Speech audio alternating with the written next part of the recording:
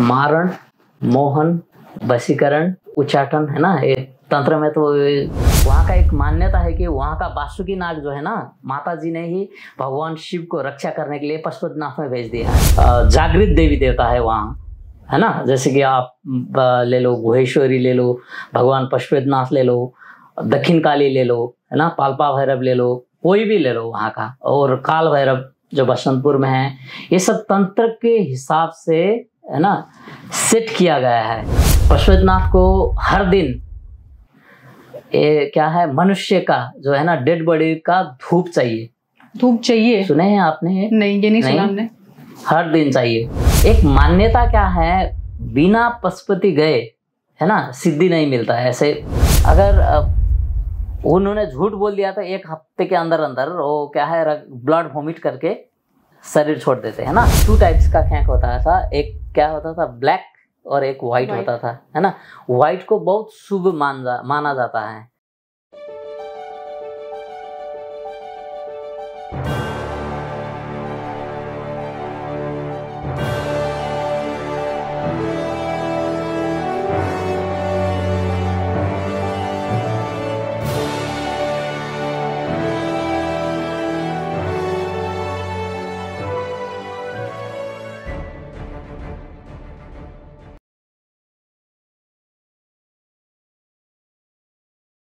नमस्कार, welcome to another brand new episode of ask official.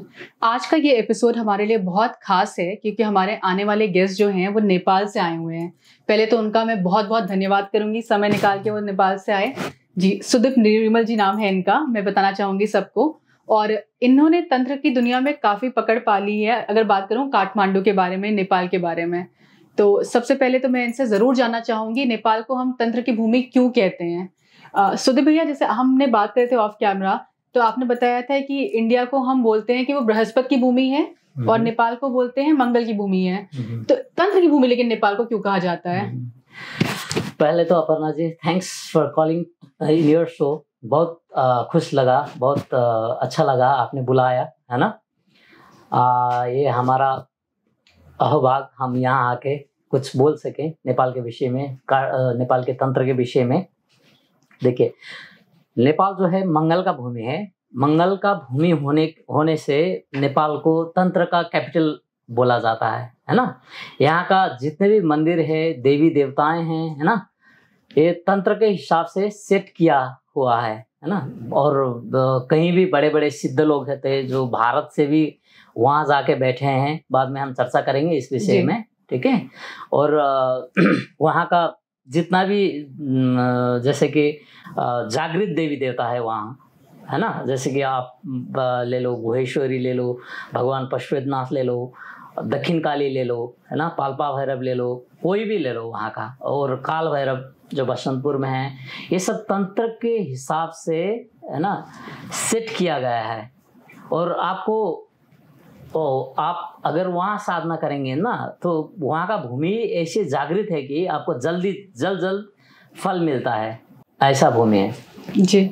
जैसे कि हम तंत्र की बात क्योंकि कर रहे हैं और बोलते हैं काठमांडू तंत्र का गढ़ है, तो तंत्र का गढ़ जैसे हम सब जानते हैं कि यहाँ पे अगर हम बात करते हैं कामाख्या देवी जैसे, तो वहाँ गुहेश्वरी देवी में कहते हैं तंत्र का मेन गढ़ है। उसके बारे में कुछ अगर हाईलाइट हमें करें तो।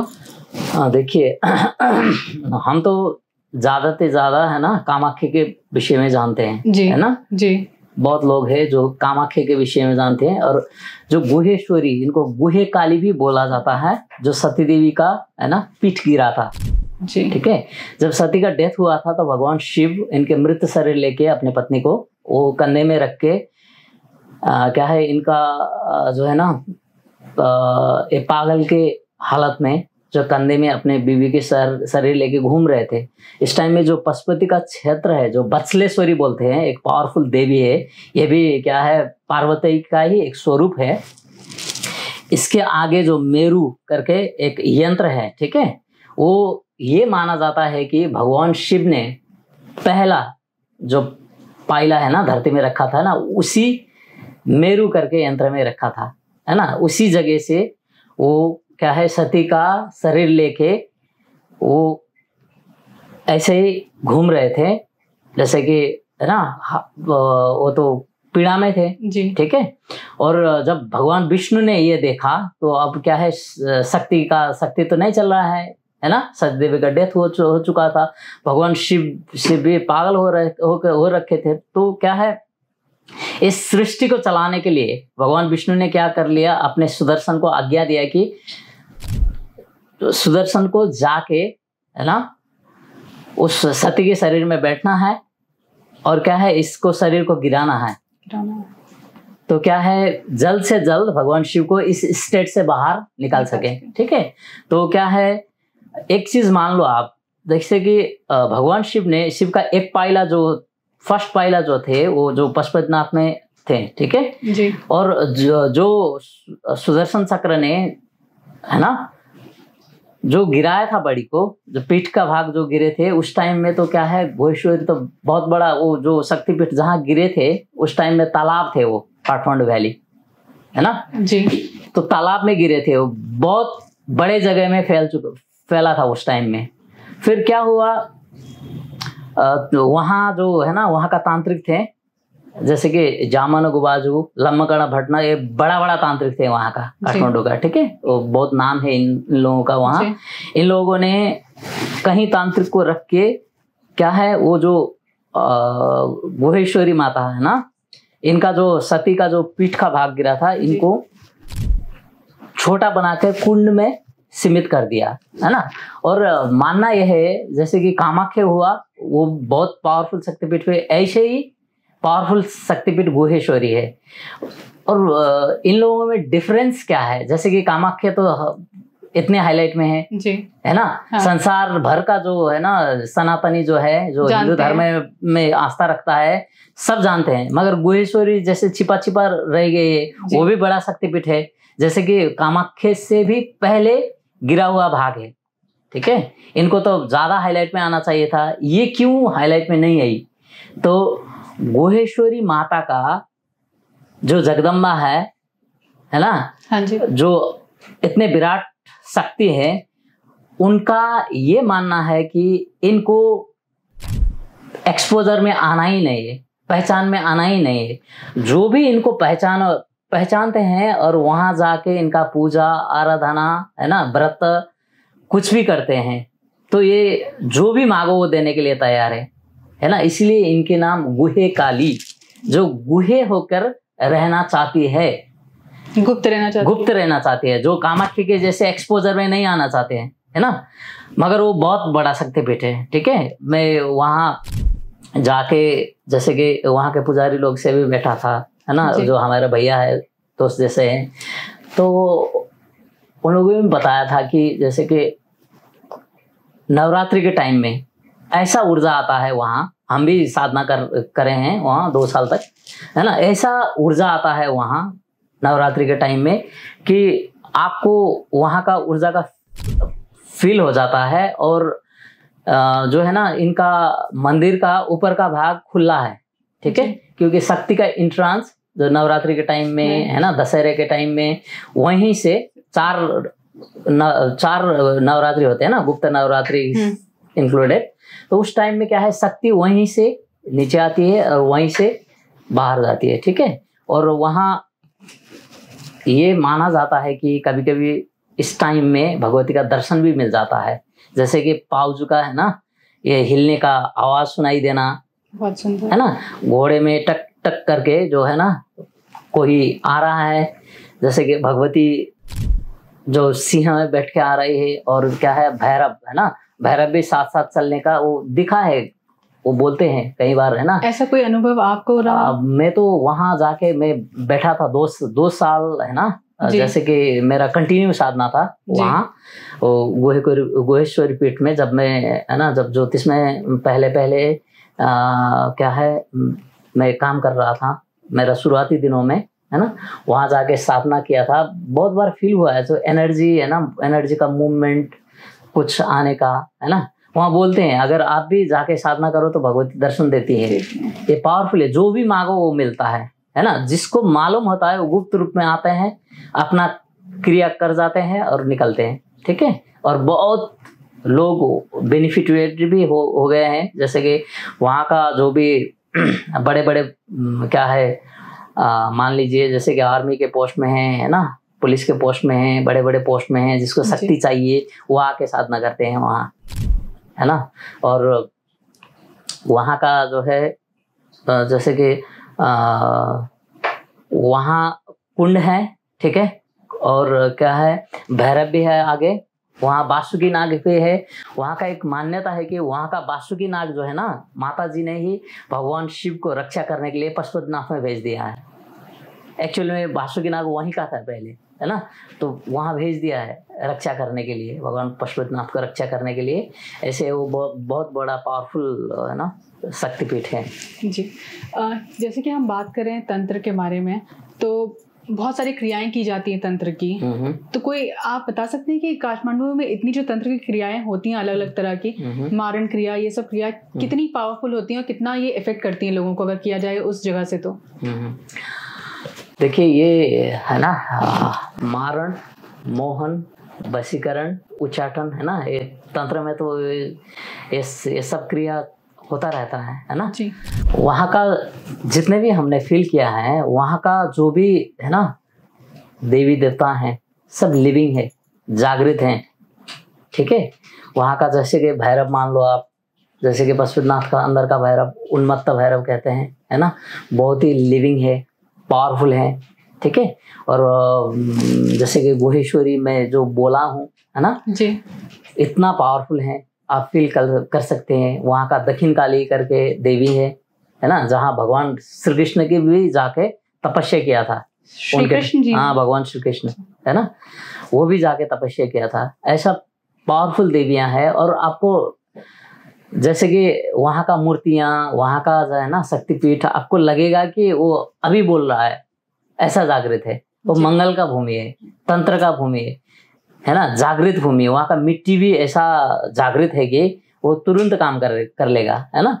तो वहाँ होता है ये जो है ना मारण, मोहन, वशीकरण, उच्चाटन सब होता है, मगर क्या है, इसको काटने का भी विधान होता है ना। आपको जैसे कि अघोर का फेस का दर्शन कर लो, ठीक है, भगवान शिव का जो अघोर का फेस है, एक्चुअली इसका दर्शन का प्रोसेस क्या है, जैसे कि आगे से जो ब्रह्मनाल, हम बैक स्टेज बात किया थे ना, ब्रह्मनाल से आगे जाना, ठीक है, पूरब के तरफ से, और आप जाओ दक्षिण में, तो क्या है, शिव का अघोर फेस है, ठीक है, वहां से दर्शन करो और वहीं से लौट जाओ बैक टू, ऐसा करना है इनका दर्शन के लिए, है ना।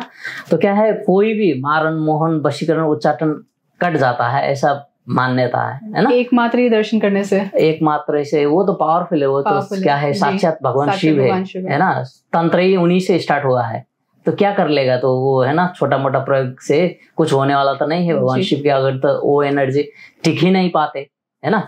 अंदर जाओ, भैरव जो है, जैसे कि उन्मत्त भैरव बहुत पावरफुल है ना, कई सालों से वो। अच्छा, बीच में मैं दर्शकों को थोड़ा सा ये बताना चाहूंगी कि आपकी Hindi as compare to Nepali थोड़ा सा वीक है। वीक है जी, तो हमका आदत नहीं है ना। जी, तो ये सब समझने की जरूर कोशिश करें कि भैया अपनी तरफ से बेस्ट एफर्ट डाल रहे हैं अपनी हिंदी बोलने का। जी, तो क्या है, वहाँ जो है, जैसे कि आपको मिलना, जैसे भगवान शिव है जो विराजमान है पशुपतिनाथ को हर दिन ये क्या है, मनुष्य का जो है ना डेड बॉडी का धूप चाहिए।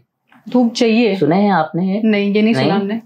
हर दिन चाहिए, है ना। वहाँ क्या है, इसीलिए आप देखेंगे पशुपतिनाथ के साउथ के साइड में चिता जलती रहते हैं, हाँ, हर दिन। अगर हम इसकी बात करें, ये कोई सिमिलर प्रोसेस नहीं है? जैसे यहाँ पे मणिकर्णिका घाट है काशी के पास, सिमिलर पैटर्न पे वहाँ पशुपतिनाथ बने हुए हैं कि उनके पास भी घाट? हम भी गए हैं मणिकर्णिका बहुत बड़ा घाट है वो, जैसे कि आप है ना क्या है, बनारस का जो बहुत पावरफुल घाट है, ठीक है, काशी विश्वनाथ के लिए, है ना, वो जैसे कि वहाँ का धुआं भी जाता होगा, है ना। ऐसे ही जैसे पशुपतिनाथ का साउथ साइड में ऐसे ही जैसे डेड बॉडीज को जलाया जाता है, और वहाँ का धुआं जो है ना, आप वहाँ जाके बैठो और देखो तो क्या है, वहाँ का डेड बॉडी का धुआं है ना डायरेक्ट जाता है पशुपतिनाथ को, और हर रोज उनको एक बॉडी का धुआं चाहिए। अगर किसी दिन कोई बड़ी नहीं आई है तो फिर है ना वहाँ का जैसे कि पराल बोलते हैं, है ना, जैसे कि धान का फसल का वो चीज़ होता है ना, इसको जला के देना पड़ता है जी। हाँ, ऐसे विधान है वहाँ। और क्या है, बड़े बड़े तांत्रिक लोग और बड़े बड़े योगी, है ना, सिद्ध लोग, वो आ जाते हैं वहाँ काठमांडू, वहाँ पशुपतिनाथ ऊर्जा लेने के लिए। एक मान्यता क्या है, बिना पशुपति गए, है ना, सिद्धि नहीं मिलता है, ऐसे सिद्धि नहीं मिलती है। हाँ, क्योंकि वहाँ का एनर्जी ऐसा है जी। ये लोग बड़ा बड़ा तांत्रिक लोगों का और बड़ा बड़ा जो है ना योगी होता है ना, इन लोगों को मालूम है। आप ये क्योंकि योगियों की बात कर रहे हैं, अघोरियों की बात कर रहे हैं, हम एक नाम सुनते हैं डॉक्टर रामनाथ अघोरी का बहुत, उन्होंने शायद कई साल अपने नेपाल में बिताए, उनके बारे में अगर आप हमें कुछ बताएं। बहुत बढ़िया प्रश्न, बहुत खुश लगा डॉक्टर रामनाथ अघोरी के विषय में बोलने के लिए आप बता रहे हैं। डॉक्टर रामनाथ अघोरी जो थे वो क्या है, वो अघोर मार्ग का बहुत बड़ा सिद्ध, बहुत बड़ा तांत्रिक और बहुत बड़ा योगी थे, ठीक है जी। वो जैसे कि इनका बर्थ हुआ था कलकत्ता में, है ना, कलकत्ता में कोई पांडे फैमिली में, ब्राह्मण कुल में हुआ था। इन्होंने पढ़ाई सढ़ाई सब कर ली और जब इनका पढ़ाई खत्म हुआ तो इनको इतना चरम वैराग्य आ गया कि, है ना, ये घर छोड़ दिए और क्या है वो साधना करने लगे। इनका गुरुजी थे बामाखेपा, जो आप साक्षात काली को खिलाते थे ना अपने हाथों से, रामकृष्ण परमहंस जी खिलाते थे दक्षिणेश्वर काली को, है ना। बामाखेपा का तारा का उपासक थे ना जी, तारा का बेटा ही बोले जाते हैं। तो डॉक्टर रामनाथ अघोरी का जो तंत्र का गुरु थे धर्माईनाथ और बामाखेपा ने स्वप्न में आकर दीक्षा दिया था डॉक्टर रामनाथ अघोरी को। तो जब इन्होंने सब ये तंत्र का क्रिया सीख लिया और जब सब सिद्धि कर लिए कलकत्ता से, विभिन्न जगह में बैठ के, है ना, भूतनाथ, कामाख्या, ठीक है, जब इनको सिद्धि मिल गया था तो क्या है, ये भारत भ्रमण में निकले थे। इसी हिसाब से वो जब घूमते घूमते शिवरात्रि के टाइम में, विक्रम संवत 1910 में, है ना, ये विक्रम संवत जो नेपाल में चलते हैं, इस टाइम में शिवरात्रि के टाइम में वो आ गए थे नेपाल। 50 इयर्स के एज थे उनका, है ना। वो क्या है, बड़ा हाइट, है ना, गोरा जो शरीर था उनका, कम्प्लेक्शन, वो क्या है, वो सिद्धि करके आए थे। और जब वो पशुपतिनाथ आए तो क्या है, जो घाट है वहाँ का भस्मेश्वर घाट, है ना, इनको इतना पसंद आया कि वहीं बैठने लगे, ठीक है, वो सब साफ करके। अभी भी वहाँ इनका अखाड़ा है वहाँ, है ना। अभी हम तो रोज जाते हैं, मेरा तो नज़दीक में ही है इनका, तो वहाँ ऊर्जा लेने जाते हैं। और क्या है, इन्होंने ऐसा सिद्धि कर रखे थे कि जब रामनाथ अघोरी वहाँ आके, वो होम्योपैथिक डॉक्टर थे एक्चुअल में, ठीक है, और लोगों का उपचार भी करते थे अपने हिसाब से, दवाएं देते थे, है ना, और इनके पास बहुत सिद्धि थे। इन्होंने वहाँ का उस टाइम का जो राजा था, राजा महेंद्र, है ना, डॉक्टर रामनाथ अघोरी के विषय में उन्होंने भी कहीं से सुने थे। फिर क्या है, डॉक्टर रामनाथ अघोरी ने 2-3 बार चिट्ठी लिखा था राजा से मिलने के लिए, विनती पत्र, उस टाइम तो विनती पत्र चलता था, है ना, लिखा था, मगर राजा ने कोई इनको रेस्पॉन्स नहीं किया। तो क्या हुआ, एक दिन ये राजा के बेडरूम में पहुंच गए अपने सिद्धि से जी। तो राजा तो चौंक गए, कैसे आ गए गुरुदेव आप यहाँ, है ना। वो बोले, हम तो आपको लेटर तो भेजा था, आपने रेस्पॉन्स नहीं दिया, बाहर कुछ किसी ने नहीं रोका, नहीं कौन रखता है हमको करके। वो अपने सिद्धि चमत्कार दिखा के वहाँ पहुँचे थे। तो महेंद्र सरकार को, जो राजा थे, उनको भी, है ना, उनको भी लगा कि ये तो बहुत बड़े, है ना, पावरफुल योगी है करके। फिर उन्होंने बोला हम वहीं आएंगे घाट में ही, जो भी आपको चाहिए हम, है ना, कोई चाहिए तो बोलिए।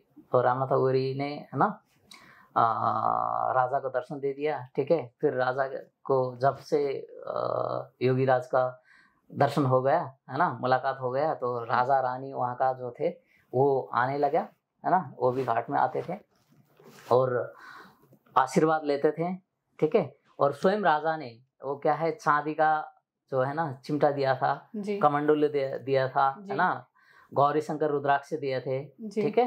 और योगीराज को जो भी चीज चाहिए था वो सब चीज दे दिया था। और वो क्या है, डॉक्टर रामनाथ अघोरी को तो कुछ चाहिए ही नहीं था, वो तो परम सिद्ध थे, जो भी निकाल सकते, जो भी प्रकट करा सकते थे, है ना।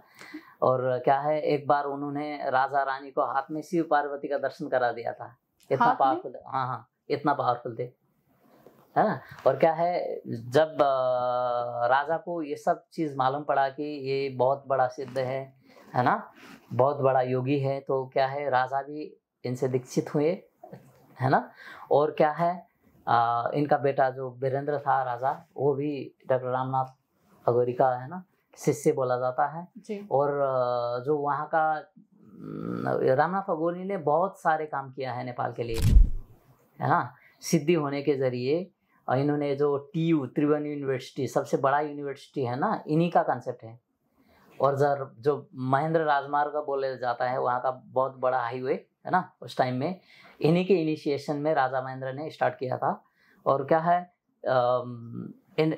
इनके 2-3 चेले थे, अभी तो नहीं रहे शरीर में, जैसे कि त्यागीनाथ TN बाबा, TN नाथ अघोरी, ये भी सिद्ध थे, चुनचुन बाबा, ये भी सिद्ध थे, और पगला बाबा, तीनों सिद्ध थे।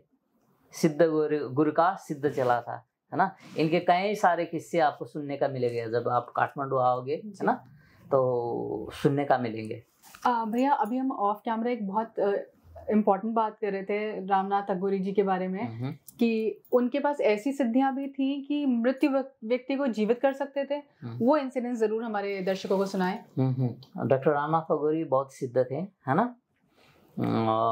एक बार क्या हुआ था, जैसे कि गुरुजी अंदर बैठे थे, अपने कोई साधना में लगे हुए थे, ठीक है। और बाहर क्या है, इतना चिल्ला, है ना, कोई रो रहा था चिल्ला चिल्ला के, तो क्या है, ये सुनते रहे, अंदर अपने साधना करते रहे। फिर बाद में कुछ चेलों को पूछ लिया, क्या हो रहा है, कौन चिल्ला रहा है, इतने आलाप करके इन्होंने पूछा। फिर क्या है, उन्होंने बता दिया कि एक माई है, इनका जो है ना बेटा का डेथ हुआ है ना। इनका जो है हस्बैंड था, 2-4 साल पहले इनका भी डेथ हुआ था। अब इन बिचारी का कोई भी नहीं है लाइफ में, ठीक है। और इनको इतना दर्द हो गया कि इनका इकलौता बेटा था, वो भी मर गया, है ना, इसलिए ये इस पेन में रो रही है करके डॉक्टर रामनाथ अघोरी का कोई शिष्य ने बता दिया था। तो डॉक्टर रामनाथ अघोरी इतना करुणा में आ गया कि जो अंदर से भस्म और जल लेके आ गया और देखने लगा, जो बच्चे के डेड बॉडी थे ना लेटे हुआ, है ना, देखने लगा और बोला ये मरा ही नहीं है, किसने बोला ये मरा करके, है ना। उन्होंने अपने जो भस्म लेके सिर पे लगा दिया और जल से मंत्र करके अभिमंत्रित करके इनको छिड़क दिया और पानी पिला दिया, जल पिला दिया, ठीक है। इसके बाद क्या हुआ, वो डेड बच्चा था ना, वो उठा वहां से और बोल दिया, ये किसने बोल दिया ये डेड है करके, अब ये घर जाएगा ऐसे करके। अरे वो माँ इतना खुश हुई, है ना, कि जो मृत हुआ बच्चा था इनको भी, है ना, जीवित कर दिया। फिर बाद में क्या हुआ, रामनाथ अघोरी को बाद में पता चल गया कि हम तो प्रकृति के विरुद्ध में काम कर दिया है, ठीक है। उनको इतना पश्चाताप हो गया, तो वो क्या है, इसके किसी टाइम के ही बाद वो नेपाल काठमांडू छोड़ दिए और कलकत्ता आ गए इनके कोई चेले के यहाँ। इसके कहा जाता है कि इसके 1 हफ्ते के बाद ही रामनाथ अघोरी बाबा का शरीर पूरा हुआ था, है ना। इन्होंने शरीर छोड़ा था और मरने के टाइम में रामनाथ बाबा ने कहा था कि मेरा इस शरीर को, है ना, नेपाल पहुंचा दीजिए। हाँ, ऐसे बोले थे। और क्या है, उनका कोई इच्छा होंगे, कोई समाधि वहाँ नेपाल में हो जाए, है ना, या तो कोई इनका बड़ी, इन्होंने लास्ट आवर में बोले थे ये चीज, है ना। मगर उनका चेला लोग जो थे वो तो एक नहीं कर पाए, बेलूर घाट में इनका समाधि बना दिया, है ना, कलकत्ता में। जैसे आपने बताया रामनाथ अघोरी जी के बारे में, उनके डिसेंडेंट और भी लोग थे, उनकी पावर्स, क्या आपने उस जगह जाके जहाँ रामनाथ अघोरी स्वयं साधना करते थे वहां में कुछ स्पेशल पावर्स फील करी? तो आप अभी भी फील सकते हो, इतना ऊर्जा है वहाँ, है ना। आप क्या है, वहां जाके साधना करिए, समाधि घटा देगा, ऐसा ऊर्जा है वहाँ, हम तो है ना डॉक्टर रामनाथ अघोरी का अखड़े में है ना, हम तो जाते रहते हैं जी, वहाँ से जुड़े रहते हैं। हाँ, अभी भी उनका जो है, उनका जो वहाँ मूर्ति रखा है, उनका जो शिष्य है टी.एन. नाथ अघोरी, जिसको डॉक्टर रामनाथ ने सब ज्ञान दे दिया था। वो भी 125 साल जिए थे। डॉक्टर रामनाथ अघोरी जो थे 137 साल में उनका शरीर पूरा हुआ था, 137 है ना। और टी.एन. बाबा का भी 125 साल में है ना शरीर पूरा हुआ था। और उनका जो है टी.एन. बाबा का समाधि वहीं बना दिया है। और सारे शिष्य भी थे जो सिद्ध थे। भैया आप स्पिरिचुअल बैकग्राउंड से हैं, आपके अंदर वो स्पिरिचुअलिटी की तरफ झुकाव है, तंत्र की तरफ झुकाव है क्या? और जो फ्रेंड्स आपके हैं क्या जो स्पिरिचुअलिटी से रिलेटेड नहीं है वो भी उस चीज को फील करते हैं इन सब जगहों पर? हाँ, वहाँ जो रामनाथ अघोरी के अखड़े में है ना, इतना ऊर्जा है। जैसे कि ये जो अखड़ा है ये सिद्धों लोगों का अखड़ा है। जैसे कि बामा खेपा का ऊर्जा लगा है वहाँ, ठीक है। डॉक्टर रामनाथ अघोरी साक्षात वहीं विराजमान थे। उन्होंने अपने रेस्ट लाइफ जो है ना 50 इयर्स से आगे जितने भी टाइम स्पेंड किया है ना वहीं स्पेंड किया था, ठीक है। और क्या है टी.एन. बाबा त्यागीनाथ अघोरी वो भी सिद्ध थे, है ना। वहाँ जाके आप बैठो, है ना, कोई भी हो, चाहे आध्यात्मिक हो, तंत्र का हो, किसी भी सेक्टर के है ना, वहाँ जाके बैठने से ही आपको ध्यान लगेगा। इतना ऊर्जा का महसूस हो जाएगा कि जैसे कि कुंडली का है ना, कुंडली ऊपर जागृत होने लगता है, ऐसे जैसे कि सेंसेशन फील होने लगता है ना। कई लोगों को हम वहाँ लेके गए हैं जो तंत्र में नहीं है, जो ज्योतिष में नहीं है, नॉर्मल लाइफ में है, वो भी फील करते हैं, है ना। उसको भी क्या है बहुत आनंद है, ट्रांस में हो जाते हैं वो लोग, है ना।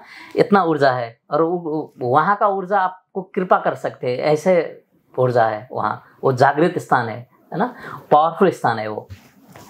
जैसे कि हम बात कर रहे हैं भैया, हम ऑफ कैमरा हमने बात करी भी थी कि नेपाल में पहले, आज का भी आप बता सकते हैं वैसे, पहले एंटिटीज रखी जाती थी हर घरों में। उसके बारे में थोड़ी अगर हम चर्चा करें कि एंटिटीज ब्लैक और व्हाइट दोनों एंटिटीज रखी जाती थी घरों में। जैसे देखिए नेपाल में एक सबसे बड़ा रीजन यही है कि अघोर का कैपिटल काठमांडू को कहा जाता है।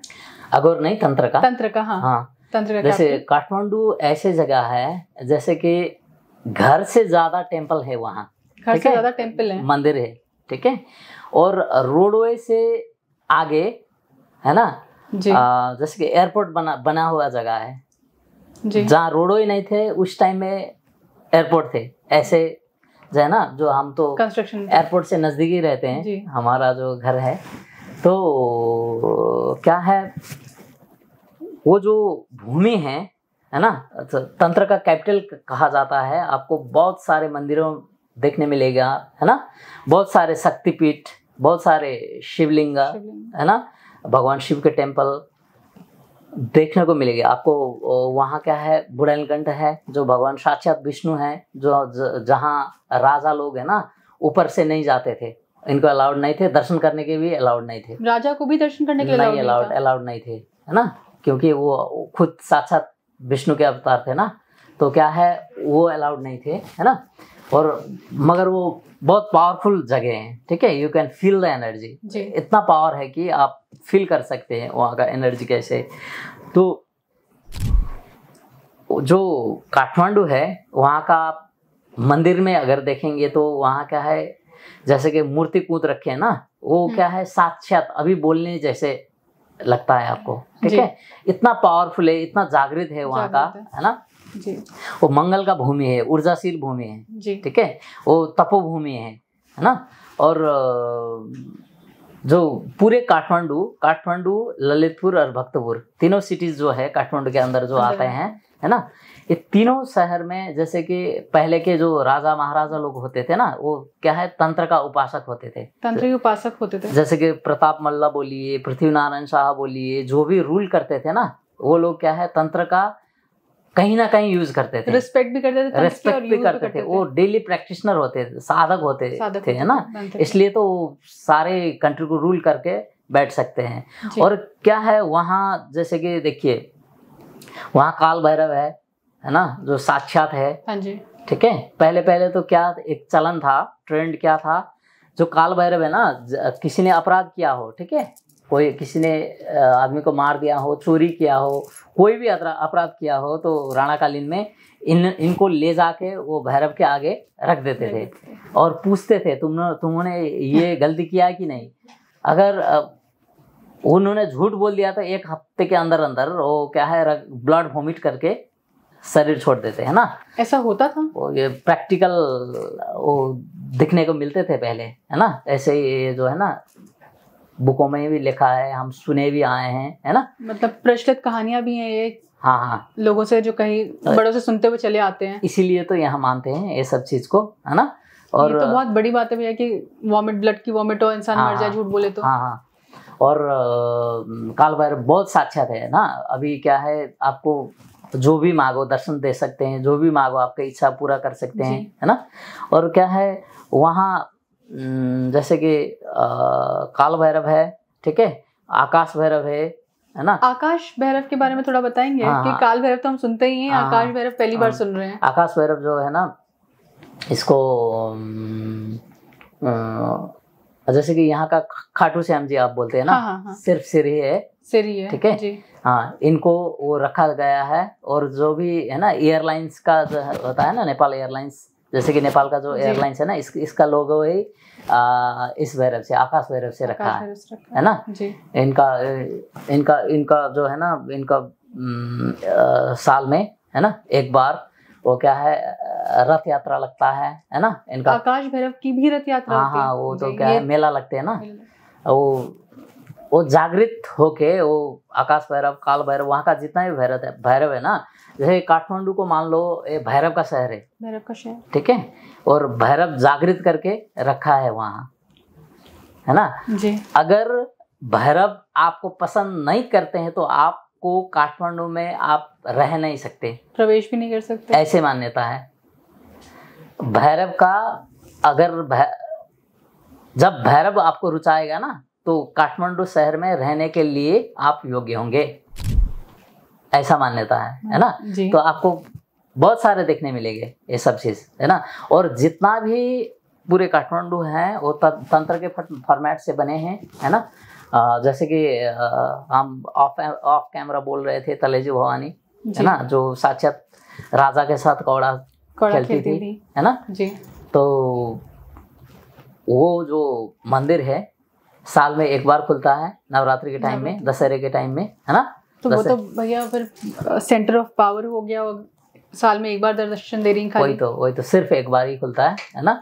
और वो साक्षात मैं जो बोला था ना, उस टाइम के जो राजा थे, है ना, वो भवानी से क्या है कौड़ा खेलते थे, आपने बताया था हाथ दिखता था खाली। हाँ, हाथ से ऐसे दिखता था। फिर क्या हो गया बाद में, जब राजा के मन में कुदृष्टि आ गया तो क्या है भवानी वहाँ से लुप्त हो गई।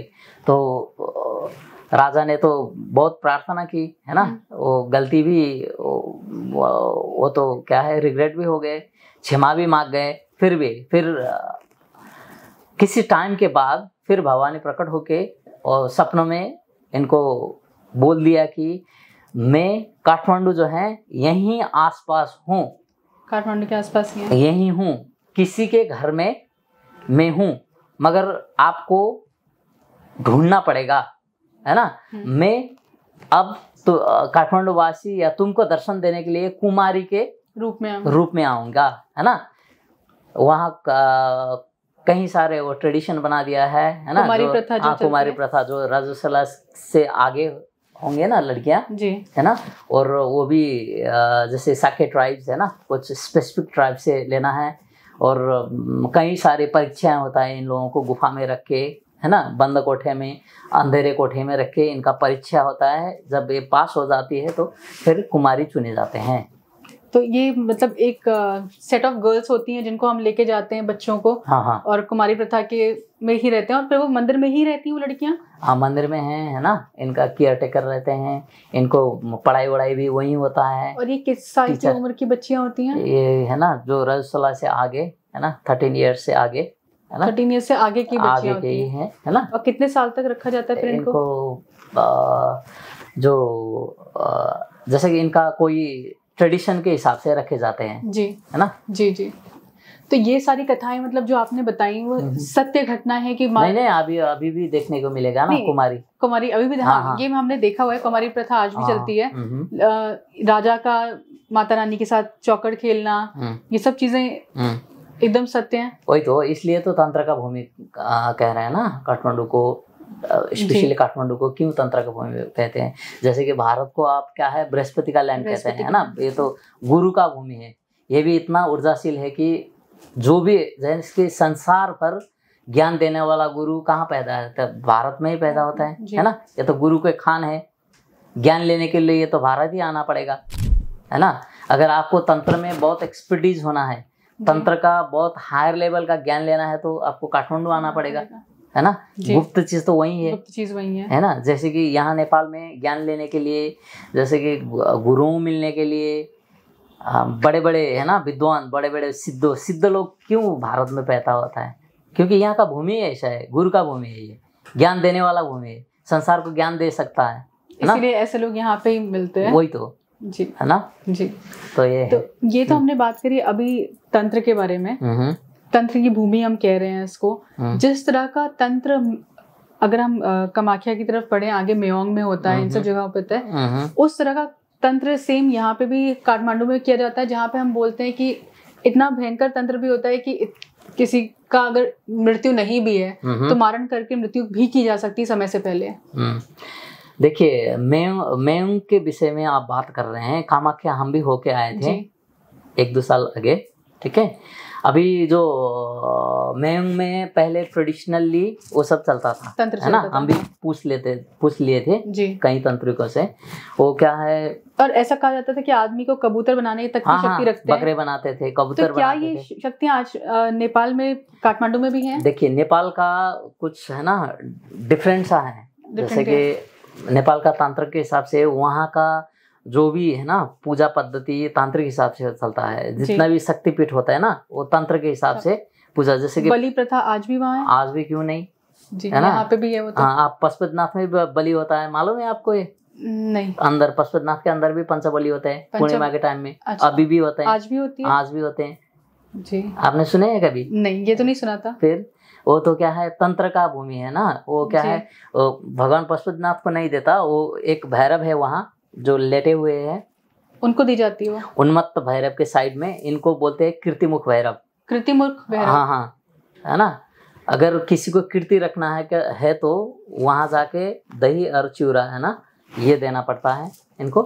कीर्ति मतलब आपकी कीर्ति के लिए, फेमस के लिए, फेमस होने के लिए जी। तो क्या है, वो अभी भी है। और वहाँ का जो एक धागा है ना, जो पूर्णिमा के दिन में एक धागा ले जाके ऐसे करके भगवान शिव के सिर में कनेक्ट कर देते हैं भैरव जी से, ठीक है।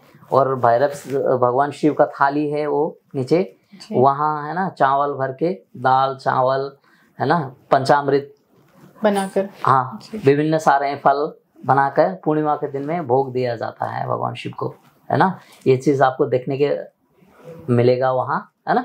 और क्या है, अगर आप जैसे कि वहाँ है, वहाँ तंत्र का गुप्त चीज है ना देखने को मिलेगा। जैसे कि वहाँ का एंटिटी होता है, जैसे वहाँ का ट्रेडिशनली जो लोग होता है, ये नेवार लोग होते हैं जी, कल्चरली वेरी रिच। ये जितने भी ये क्या है रथ यात्रा यही लोग करते हैं, सभी यही लोग जैसे करते आपने हैं। सेम बताया था हमारे यहाँ ब्राह्मण का कंसेप्ट है, वहाँ ये नेवार का कंसेप्ट है। काठमांडू वैली का जो है जो एंशियंट ट्राइब्स है ना, वो नेवार लोग है। जैसे कि इंद्र यात्रा होता है वहाँ का, है ना, घोड़े यात्रा होता है, और मत्स्यनाथ का जो रथ यात्रा होता है ना, सब चीज इन्हीं लोग करते हैं। और एक मान्यता था पहले जो नेवार लोग के घरों होते थे ना, जैसे कि वहाँ का घर, नॉट ओनली नेवार्स, वहाँ का घर कैसा होता था कि जैसे कि पैगोडा स्टाइल का, है ना, ट्रेडिशनल घर होता है ना। तो क्या है, 3rd फ्लोर में जो टॉप में, वो क्या है, नेवार लोगों के घर में क्या होता था कि जैसे कि वहाँ ख्याक बोल के एक एंटिटी होता था।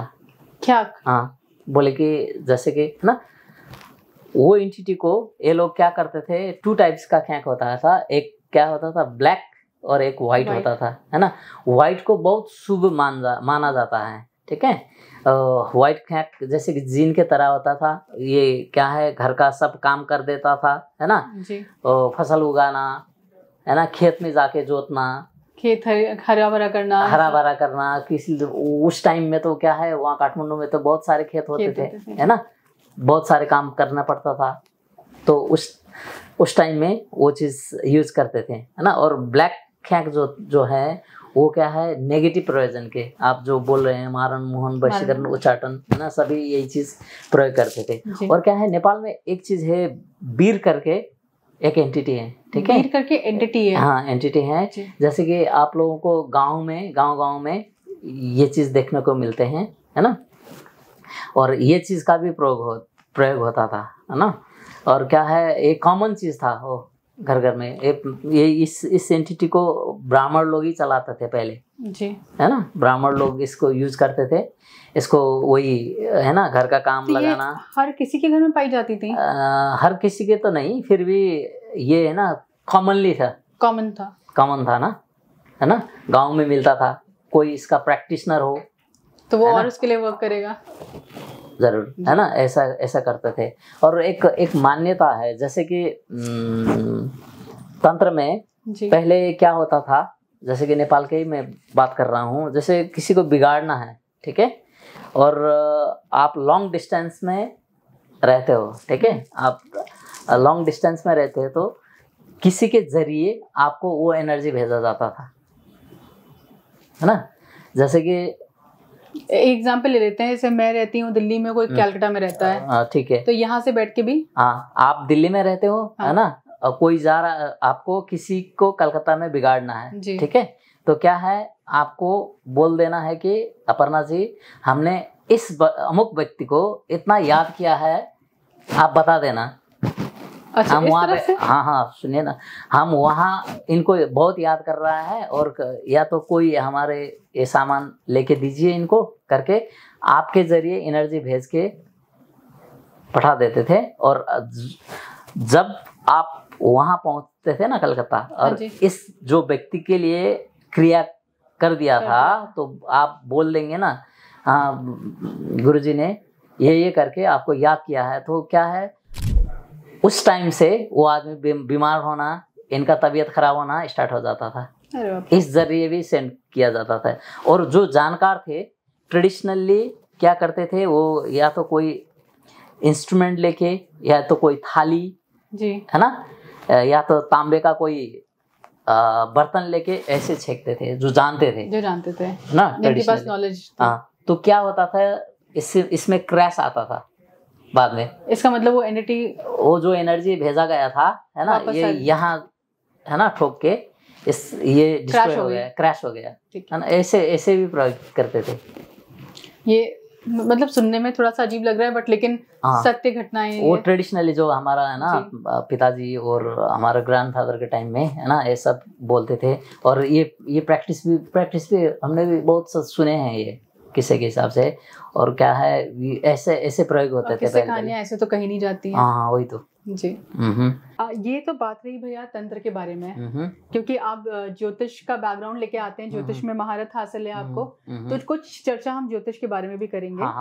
पहली बात तो हम ये जानना चाहेंगे, 2025 के साल को इतना भयंकर बना दिया गया है, यहाँ तक कि ये रील बन गई है कि 28 जुलाई तक कहीं उड़ो मत, फ्लाई मत करो, ये फ्लाइट फिर से डिस्ट्रॉय होने की चांसेस हैं, ये है, भूकंप आएगा, इतनी सारी चीजें होंगी। लेकिन अगर देखा जाए, कई साल आए और गए, कुछ ना कुछ तो हमेशा चला ही रहता है। इसके बारे में आपका स्पेशल क्या राय है? देखिए, ये है ना, क्योंकि मंगल का साल बोल के बहुत डरा दिया गया है लोगों को, पूरे विश्व में डर फैला दिया गया है। विक्रम संवत के कैलेंडर के हिसाब से, जैसे कि हम जो 2082 वहाँ चल रहा है नेपाल में विक्रम संवत। ये मैं फिर से लोगों को बहुत आग्रह भी करूंगी, क्योंकि हम सब सनातनी हैं, आइडियली तो हमें शायद विक्रम संवत का ही कैलेंडर फॉलो करना चाहिए, लेकिन हम ये इंग्लिश कैलेंडर अपनी सुविधा अनुसार फॉलो करने लग गए हैं। हम तो ज्यादा फॉलो नहीं करते हैं, हम तो वही कैलेंडर चलता है, वही चल रहा है। जैसे कि इस टाइम के हिसाब से, है ना, इस साल का जो ग्रह हैं। हाँ। राजा जो है सूर्य है और मंत्री जो है प्लैनेट चंद्रमा है। चंद्रमा, ठीक है। तो मंगल ये का अग्नि का साल है, जी। जैसे कि आप मंगल बोल रहे हैं, हाँ। वो सूर्य भी अग्नि है ना, अग्नि है। तो क्या है विस्फोट होना, है ना, ये चीज क्या है, प्लेन क्रैश हो, है ना, अग्नि का चीज आना ये स्वाभाविक है। ठीक स्वाभाविक है, है। फिर भी डरना नहीं है, ग्रह तो चलता रहता है ना। और क्या है, ज्योतिष लोग और तांत्रिक लोग, है ना, ये चीज डरा देते हैं आदमी को, है ना। इनका धर्म यही नहीं है कि लोगों को डराओ, इनका धर्म एग्जैक्टली तो ये है कि भैया सही मार्गदर्शन दे, इनको क्या है, सही इंफॉर्मेशन दे, है ना। अगर कोई होने वाला भी है तो भी इसको, है ना, थोड़ा अच्छी तरीका से इस चीज को समझाना है, देना है, लोगों को, है ना, जानकारी कराना है। तो इसमें, है ना, ज्यादा डराने के बाद कोई भी नहीं है। क्योंकि आप कुंडलियां देखते हैं भैया, कोई एक ऐसा व्यक्ति विशेष कोई आपके पास आया हो जिसकी कुंडली में आने वाले समय में मृत्यु लिखी हो, तो उन सब कुंडलियों को आप कैसे जांचते परखते हैं? फिर कितना डिफिकल्ट हो जाता है आपके लिए? देखिए, हमने भी मेरे ज्योतिष के करियर में 14-15 साल का करियर में, है ना, 6-7 लोग होंगे जिसके कुंडली हमने देखा था और उनका डेथ हो गया था बाद में। ठीक है, हम भी प्रेडिक्शन कर दिया था, ऐसे ऐसे टाइम चल रहा है आपके लाइफ में, है ना जी। तो उनके फैमिली के जरिए उनको बता दिया था आपने? नहीं, उनको भी बता दिया था किसी किसी को, और फैमिली के जरिए हमको मालूम हो गया था ये आदमी एक्सपायर हो गया, है ना। जो आपने बोले थे, जैसे कि कालसर्प है ना, जैसे कि मारण का टाइम चल रहा है, अष्टमी का टाइम चल रहा था, है ना, ऐसे होता है। क्या कुंडली में ये दिखता है कि आपके ऊपर कोई क्रिया करेगा या आप इस चीज में फंसेंगे, इस तंत्रिक जैसे कि आपका, है ना, प्लैनेट्स के जरिए तांत्रिक लोग, है ना, क्रिया कर सकते हैं। प्लैनेट्स के जरिए भी क्रिया होती है? क्यों नहीं, आपका वीक प्लैनेट्स हैं, है ना, शुभ ग्रह ज्यादा हैं, तो क्या है, ये क्रिया तो लग जाता है इनको, है ना। अब अगर आपका स्ट्रॉन्ग प्लैनेट्स है तो क्या है, तंत्र मंत्र ये चीज काम नहीं करेगा, नहीं करती है, ये लोगों को बताते ही नहीं। हाँ, एक चीज। और दूसरी चीज क्या है, ग्रह कैसे काम करते हैं ये जानना जरूरी है। देखिए, जो अपने निष्ठा में बैठते हैं, जिसके पास गुरु है, और जो अपने इष्ट के हर रोज साधना करते हैं, हर रोज इनको मानते हैं पर डे, है ना, और ये जब एक नियम में बैठते हैं तो इनके लिए ग्रह काम ही नहीं करते हैं। इनके लिए ग्रह काम ही नहीं करते हैं। गुरु के एनर्जी फ्लो होता है ना आपके अंदर, इष्ट के एनर्जी फ्लो होता है, तो ग्रह काम नहीं करेंगे। कैसे काम करेंगे? ग्रह क्यों काम करेंगे? तो जब आप ट्रैक से आउट हैं, है ना। बहुत सुंदर बात आपने बताई, जब आप ये लोग बताते नहीं है। हाँ, जब ट्रैक से आउट हैं, आप किसी को मानते नहीं, गुरुजी को फॉलो नहीं करते हैं, अपने इष्ट को फॉलो नहीं करते हैं, है ना, किसी भी आस्था नहीं रखते हैं, तो क्या है, ग्रह के काम तो करना है, आपके ऊपर चढ़ना है, तो भावी होगा, वही तो, है ना। मगर जो रहते हैं, हम एक बार हमने एक रिम्पोचे का कुंडली देखने का अवसर मिले थे। रिम्पोचे जानते हो आप? नहीं। जैसे कि बुद्धिस्ट गुरु, जो एक मोनास्ट्री का हेड होता है, है ना, जिसका क्या है, अवतारी भी होता है कई बार। ठीक है, अवतार लेके फिर जन्म हुआ, इनको सब ज्ञान रहता है। वहाँ पढ़े थे और उन्होंने हमको अपने हाथ दिखाया था, है ना जी, और बोलने के लिए मजाक में हमको हाथ दिखाना, आप तो ज्योतिष कर लो, देख लो करके। मैंने उनको आंसर दिया था कि गुरुजी, आपका ना तो ये हाथ काम करेगा, ना तो कुंडली काम करेगा, आपका फलादेश करके कोई रिजल्ट ही नहीं है, फलादेश करना ही बेकार है। तो उन्होंने मुझको पूछा था, ये कैसे बोल दिया आपने? तो मैं बोल दिया, जैसे कि वो तो सन्यास में थे। ठीक है, जो सन्यास में रहते हैं, सन्यास का मीनिंग क्या होता है? जब आप अपने लाइफ को फिनिश करते हो ना, इस लाइफ को जो बर्थ के टाइम से जुड़े हुए थे ना, ग्रह नक्षत्र हर चीज, जब इस चीज को आप फिनिश करके ये बर्थ, है ना, ये प्लैनेट्स के चक्कर से बाहर आते हो, क्योंकि सन्यास कैसे होते हैं, अपने ही पिंड देते हैं, अपने है कि नहीं। और जो जैसे कि बुद्धिस्ट कल्चर में जो सन्यास कैसे होता है कि इस लाइफ को त्याग देना। जब आप इस लाइफ को त्याग देंगे तो ग्रह कैसे काम करेंगे? पॉइंट है ना। ग्रह तो क्या है, इस लाइफ के हिसाब से आता है। आपने ट्रैक ही दूसरा ले लिया, मैं बता दिया था उनको, है ना। ग्रह भी काम करने वाला नहीं है आपके लिए, ये हाथ भी काम करने नहीं है, क्योंकि आपने तो इस लाइफ को तो त्याग दिया है ना। अभी आपने तो इस लाइफ में, है ना, जो संन्यास का मार्ग चुना है ना, तो क्या है, आप तो गुरु के शरण में हैं, है ना, इष्ट के शरण हैं, वही एनर्जी आपको काम करते हैं।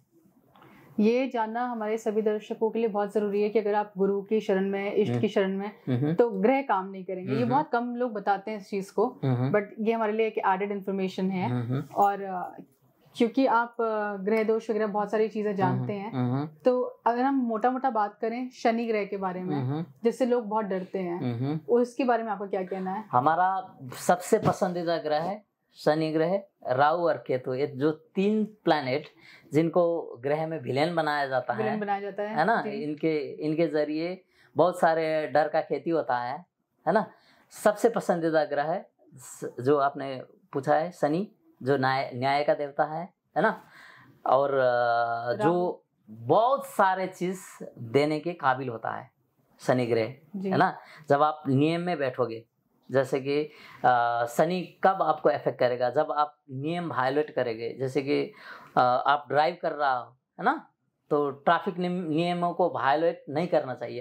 अगर आपको है ना शनि का बैड इफेक्ट से बचना है, ऑनेस्ट होना चाहिए, ठीक है। सिस्टम में चलो, है ना, सुबह आपने रूटीन बनाओ, सिस्टम में चलो, तो शनि कुछ भी नहीं काम करेगा, बैड इफेक्ट से ना नहीं होगा, क्योंकि आप तो नियम में चल रहे हैं, सिस्टम में चल रहे हैं। इसी हिसाब से राहु और केतु, है ना, राहु के पास इतना पोटेंशियलिटी होता है कि ये, है ना, आदमी को रंग से राजा और राजा से रंग बनाने की क्षमता करता है। और राहु का कैरेक्टर क्या होता है, ये जो भी देता है ना अनलिमिटेड देता है, जो भी देते हैं, दुख देता है भी अनलिमिटेड, सुख देता है भी अनलिमिटेड, ज्ञान देता है भी अनलिमिटेड, है ना। जो भी चीज राहु का इन्फ्लुएंस किसी आदमी में देखे ना, जितने भी अरबपति हुए हैं ना, जितने भी बड़े बड़े बिजनेसमैन, सब राहु के इन्फ्लुएंस में। राहु उनका स्ट्रॉन्ग नहीं होता तो इस पोजीशन में, इस मुकाम में कैसे पहुंच जाते, संभव ही नहीं है ना। अगर हम बात करें तो हमारे देश से अंबानी जी हैं, सब देख लो, है ना, इन लोगों का जो है ना कुंडली में राहु का बहुत स्ट्रांग है ना,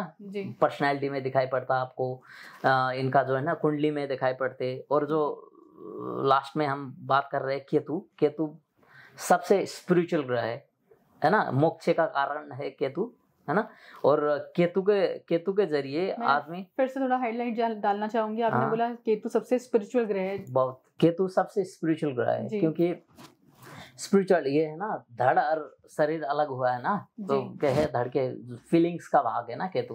तो क्या है, स्पिरिचुअलिटी में अगर किसी को आगे बढ़ना है तो, है ना, इनका केतु ग्रह बहुत स्ट्रॉन्ग होना जरूरी है। क्योंकि केतु को देखिए मोक्ष का कारक बताया जाता है ना, केतु डिटैचमेंट के कारक बताया जाता है, केतु को पूर्व जन्म के आपका जो है ना पास्ट लाइफ एक्सपीरियंस, अगर किसी को पास्ट लाइफ एक्सपीरियंस करना है तो इनका केतु देखना है, पास्ट लाइफ में हम क्या थे, ना, क्या कर्म किया है, केतु के जरिए हम इनका पास्ट लाइफ कैसा था, है ना, किसके लिए आए हैं, अब इनका जन्म, ये सब बताया जा सकता है। वही तो केतु देख के ही प्रेडिक्शन कर सकते हैं। तो केतु जैसे मिरेकलस ग्रह, केतु जैसे ब्यूटीफुल ग्रह का नहीं क्या है, इन जैसे कि ज्योतिष लोग, तांत्रिक लोग तो इनको इतना भयंकर रूप से प्रेजेंट कर देते हैं कि आदमी लोग डर जाते हैं ना।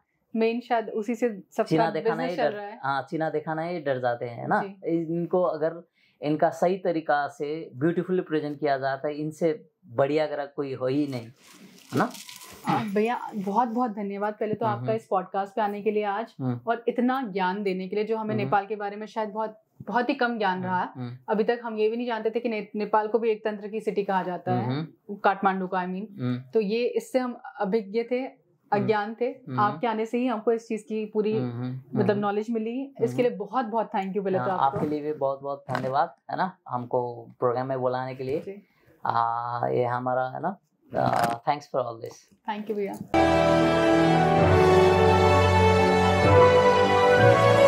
ASKofficials.com